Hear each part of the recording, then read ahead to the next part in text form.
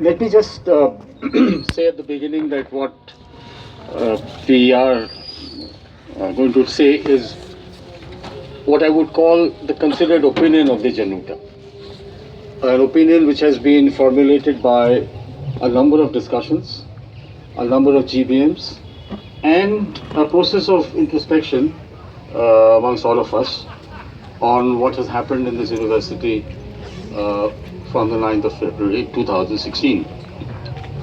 I want to focus on four aspects of this broadly in order to talk about the process of inquiry, the fairness and the procedural correctness of the process of inquiry. I'm not a law person, I'm a historian, but a concerned teacher, and therefore part of my being here is out of that concern, that I feel very strongly that something fundamentally wrong transpired in the way the aftermath of the events were handled by the JNU administration. And this is what I want to talk about. So there are three or four things that I want to take up. One is the procedural matter. The other is the processual matter. Then comes the question of intimidation and coercion and vilification of the students concerned. The biases which I see which were embedded in the inquiry process, the High Level Enquiry Committee which was constituted on the 11th of February, and finally take a look at why did Januta, the Teachers Association, decide to question the very the legality in a sense, but also the operational part of the High Level Enquiry Committee, the HLEC. We all know the run-up to the event, so I don't have to go through it. We more or less, even if we don't, we were informed and educated by a number of media channels about how anti-national slogans were shouted in JNU and so on and so forth, and leading to the lodging of criminal proceedings against a number of students under Section 124A/34 IPC. On 11th February, again, the police asked for permission to enter the campus and was given permission by the acting registrar, if I may say. And the letter very clearly says whatever action they deem fit to take in the campus. And that, we feel, was the first major assault on the autonomy of the university, and I'll come back to that when I conclude. And on the 11th of February, again, the university initiated a formal inquiry process. Day after criminal complaints against the organizers had been lodged by people from outside JNU. The FIR that was registered from persons outside JNU and not from within JNU itself. Now, this brings me to the procedural part, which is that what kind of systems do we have in place when there is what I make inverted commas called law and order problem within the university? There are internal mechanisms which are embedded in the statutes of the university, which is basically a proctorial committee. Proctorial committee, first a fact-finding committee, then a proctorial committee. Proctorial committee, fact-finding committee recommends to the proctorial committee that prima facie there is a case of a law and order problem. Then the proctorial committee takes up, launches its own investigation, and then the Vice Chancellor is informed about the findings of the proctorial committee, on the basis of which the Vice Chancellor then takes a call on the quantum of punishment or whatever that. Ultimately, the disciplining or punishment that has to be meted out has to be done by the Vice Chancellor and by nobody else. Everybody else can only recommend to the Vice Chancellor as to what to do. Now, on the day, the proctorial committee was set up, and initially was sent out notices to students seeking depositions and evidence till the 26th of February. That was the date which the proctorial committee had given for these students to submit their depositions, which was superseded without any public notification as to why this was being done on the same day as the proctorial committee was set up by a high-level inquiry committee which was appointed by the vice chancellor. No explanation was offered as why there was this very urgent need to deviate from the standard procedures of inquiry after a problem of breach of discipline or whatever. The specific terms of reference of this committee were not given to anybody, nor were the norms and procedures applicable to its proceedings notified publicly. In any inquiry, I would understand the principle of natural justice would be that there would be a public declaration of the terms and references of the inquiry committee. None of this was done. The High Level Enquiry Committee was asked to submit its final report by the 25th of February, that's within a week, a deadline which had to be subsequently extended twice. First the 3rd of March and finally the 11th of March 2016. Now, this brings me to the procedural part, which is basically that the suspension of 8 students from academic activities on the 12th February itself. You set up the committee on the 11th of February, and on the 12th of February, the committee finds prima facie evidence to suspend 8 students from academic activities, but they are allowed to stay in the hostel because the depositions would be required for this high-level committee. So between the constitution of the committee and the act of what may be called meting out justice, there is not even a hearing which has been given to the students who had been suspended on what is called prima facie evidence about their involvement. And for till today, we really do not know what that prima facie evidence was. So it remains a mystery. And the final report of the HLSC, High Level Committee, does not mention even once the name of one of the 8 students originally suspended. So what comes out at the end of the day by the High Level Enquiry Committee does not mention the names of the students the High Level Committee originally suspended on the 12th of February. And such things mount up. The member of the HELC admitted to the media they do not have full names of students whom they wish to invite to depose with the committee, and have therefore, for instance, had to invite all the 22 Anjalis on campus. So there is one Anjali and there are 22 Anjalis, and all of them are asked to depose with on a principle, I presume, of eeny, meeny, miny, mo. Somewhere we'll be able to pinpoint that particular Anjali.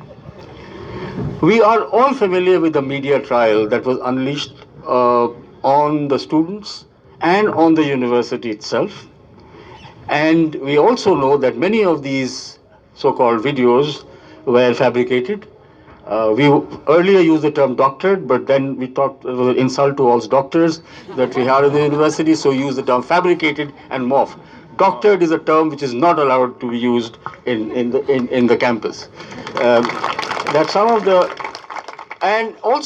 the initial oral evidence attributed to members of the JNU security staff were also false and tutored, not doctored. Now, some of these, the Delhi government appointed its own magisterial inquiry, and that has submitted its report, and some of these were mentioned in the magisterial committee report, which was submitted on the 2nd of March. Now, the problem here is that you have a situation where you have set up a high-level committee, they have suspended students, they have debarred them from academic activity, but they really don't know on what charges and without being given a due process at all. Then starts the process of intimidation and coercion. On the 12th of February, the president of the JNUSU was picked up and locked up on charges of sedition for 2 weeks before he was granted bail by the High Court. And all this while, JNU was being pilloried by the media as a bed of anti-national activities and much worse.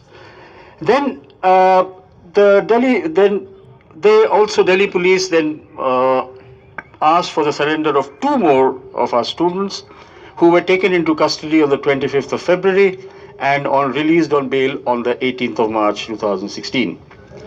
Plus there was the shameful incident of beating up of teachers and journalists in Patiala House Court in full public view. So all this was not part of the High Level Enquiry Committee, but the point was that all the entire world had taken over the process of what had happened inside JNU. Which brings me to the biases that are embedded in what we see is embedded in the High Level Committee. We see the obvious bias we see is the hostility to the interests of students. The university administration did not take into account the embedded fairness of its inquiry processes and its adherence to natural justice. These two were completely missing from the way in which the High Level Enquiry Committee was constituted. Students who raised queries about the procedures and asked for various issues to be addressed so that they may be able to appear properly with their community were completely ignored, and their queries were not answered at all by the High Level Enquiry Committee. It was in this background that the Januta was constantly raising questions, not once but repeatedly, about the credibility of the inquiry process itself. And it's not that the Januta was raising it in thin air. We took this up with the Vice Chancellor on a number of occasions in meetings which we had with him, marathon meetings which we had with him, where we repeatedly told him, please give us the terms of reference of this High Level Enquiry Committee. And we got no answer from the Vice Chancellor at all.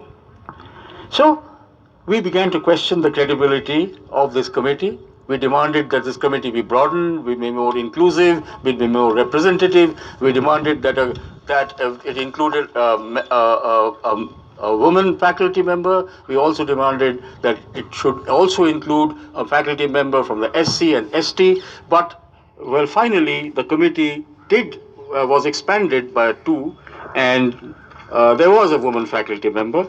But the other part of our demand, that one member should be from the marginalized, excluded communities, was not addressed. But again, the terms of reference of this committee were not publicly notified. It is a surprisingly hush-hush, mysterious committee which was set up, which has now submitted a report. And on top of that, there was a lot of hue and cry about students being rusticated. For about 2-3 days, the media went crazy reporting that these students are going to be rusticated, and it so turns out that some sympathizer within the administration had been planting these stories to the media that the students are going to be rusticated, till it was retracted by the proctor's office through a statement released by the PRO of Jawaharlal Nehru University that there was no question. There was no such thing on the anvil about the rustication of students. So, what this High Level Enquiry Committee finally landed up doing was creating an atmosphere of fear and uncertainty and less of inquiry. And that's what I want to underline. And that is one reason why, because its terms of references were so opaque and so hidden from us, that Januta had no other option but to question the very legality of the High Level Enquiry Committee. And there was another demand which the Januta constantly made, and the Vice Chancellor constantly didn't listen to us, was that we wanted the acting registrar of the university to be dismissed for the nefarious role that he had in, and it is not a secret, he was leaking information to the press, etc. More on that will be discussed by my colleague here. But I want to just conclude my presentation on two points. One, around that time, a similar or an almost similar incident happened in Jadavpur University, Kolkata, where apparently students took a procession, there was some kind of a ruckus there, some slogans were shouted, etc., etc., and the same demand was raised that anti-national slogans were shouted, like in JNU. But the Vice Chancellor of Jadavpur University took a stand that it is my university's autonomy. I will investigate the matter internally. I will not let the police come into the campus. This happened almost within a day or two of the incident in JNU. That Vice Chancellor stood his ground. this Vice Chancellor gave up entirely, completely capitulated to whoever he wanted to capitulate to. Now, second point that I want to say is the JNU is a central university, and it has been established by an Act of Parliament in 1966, which gives JNU autonomy. Autonomy to teach, autonomy to develop courses, autonomy to, have probably meetings like these, whatever. It gives university the autonomy, it gives the university its internal mechanisms to sort out problems and issues concerning faculty, students, karmacharis, whatever. Yet, this university, which is a beacon now for all democratic aspirations of this country, was the first one to capitulate and surrender this autonomy, which was given to it by this Act of Parliament. And, sir, this is one of the biggest insults that has been heaped on this university by this administration in the guise of the High Level Enquiry Committee and on the basis of what happened, taking advantage of what happened on the 9th of February 2016.